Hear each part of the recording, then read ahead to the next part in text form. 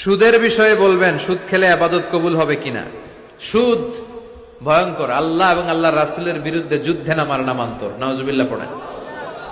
70টা গুনাহ, সবচেয়ে নিম্নমানের গুনাহ হচ্ছে আইয়ান কাহার রজুল উম্মাহ, ব্যক্তি তার নিজ মাকে বিয়ে করবে, নিজ মার সাথে জিনা করার অপরাধ। নাউজুবিল্লাহ পড়বেন না। তাদেরকে রক্তের গঙ্গায় ছেড়ে দেয়া হবে জাহান্নামে।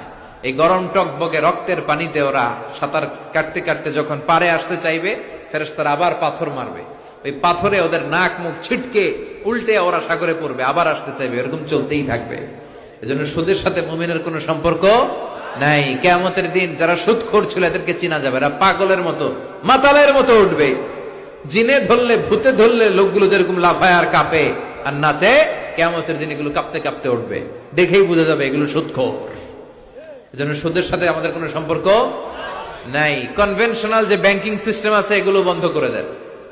সরকারি যে ব্যাংক, ইসলামী ব্যাংক ছাড়া যে ব্যাংকগুলো আছে, এই ব্যাংকিং গুলো বন্ধ করে আপনারা ইসলামী ব্যাংকিং এর প্রতি নিজেদেরকে সম্পৃক্ত করবেন। ইসলামী ব্যাংক লিমিটেড যেটা আছে, আল্লাহ রাফা ইসলামী ব্যাংক, শাহজালাল ইসলামী ব্যাংক, এই জাতীয় যত ব্যাংক আছে এই ব্যাংকগুলোতে আপনারা ব্যাংকিং করবেন। তাহলে আস্তে আস্তে সরকারও তাদের ব্যাংকিং সিস্টেমে ইসলামী ব্যাংকিং সিস্টেম ঢুকাতে বাধ্য হবে।